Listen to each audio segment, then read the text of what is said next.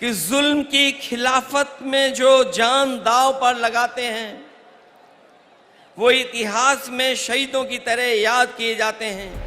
Samajwadi party के प्रमुख अखिलेश यादव ने केंद्र पर बीजेपी के नेतृत्व वाली एनडीए सरकार को लेकर बड़ा दावा किया है। उन्होंने रविवार को कहा कि राजग सरकार लंबे समय तक नहीं टिकेगी, क्योंकि सांप्रदायिक ताकतों को भले ही कुछ समय के लिए सफलता मिल सकती है, लेकिन आखिरकार उनकी हार होगी। अखिलेश ने तृणमूल कांग्रेस की ओर से शहीद दिवस पर आयोजित महारैली को संबोधित किया। इस दौरान उन्होंने कहा कि जो लोग सत्ता में आए हैं वो बस कुछ दिनों के मेहमान हैं।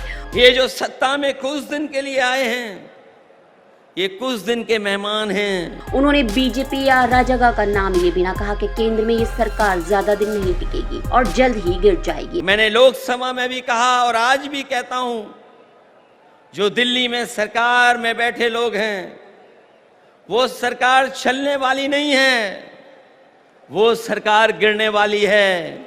और हम और आप लोग देखेंगे एक दिन कि यही सरकार गिरेगी और हमारे आपके लिए खुशियों के दिन भी आएंगे।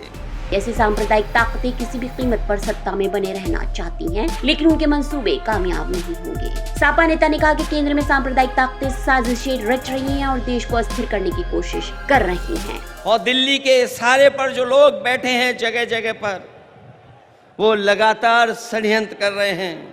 मालूम हो कि पश्चिम बंगाल की मुख्यमंत्री ममता बनर्जी ने भी इस मौके पर ऐसी ही बात कही। उन्होंने कहा कि केंद्र की बीजेपी नीति सरकार लंबे समय तक टिक नहीं सकेगी, क्योंकि ये डरा धमका कर बनाई गई है। कि दिल्ली में जो गवर्नमेंट एजेंसी लगा के, इलेक्शन कमीशन को लगा के, डरा के जो गवर्नमेंट ले आया वो स्टेबल गवर्नमेंट नहीं है।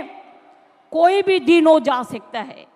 जैसे कभी धूप आता है, बारिश होता है, उसका बाद ऐसे बहुत दिन हो गया। Enough is enough. बनर्जी ने यहाँ तृणमूल कांग्रेस की शहीद दिवस रैली को संबोधित किया। तृणमूल कांग्रेस की प्रमुख ने अखिलेश यादव की भी तारीफ करते हुए कहा कि आपने उत्तर प्रदेश में जो खेल खेला उससे बीजेपी सरकार को इस्तीफा दे देना चाहिए था, लेकिन बेशरम सरकार एजेंसियों और अन्य साधनों का दुरुपयोग करके सत्ता में बनी हुई है। हम आपको पार्टी को, समाजवादी पार्टी को पहले अभिनंदन करने चाहूंगी कि यूपी में जो खेल आपने दिखाया, अभी तो बीजेपी को रिजाइन करना चाहिए था, लेकिन उसको शर्म कम होता है। आपको थोड़ा से दिन इंतजार करने पड़ेगा। उन्होंने कहा कि आप एजेंसियों का दुरुपयोग करके हमें दबा नहीं सकते। केवल बंगाल ही भारत के अस्तित्व को बचा सकता है। बंगाल के बिना भारत का अस्तित्व नहीं हो सकता।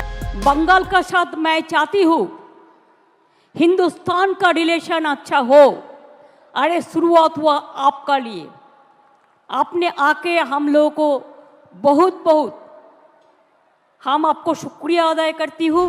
इससे पहले अखिलेश यादव ने आज ममता बनर्जी से दक्षिणी कोलकाता के कालीघाट स्थित उनके आवास पर मुलाकात भी की थी। टीएमसी सूत्रों के मुताबिक दोनों नेताओं ने देश के मौजूदा राजनीतिक हालात पर चर्चा भी की। Bureau report, ST news.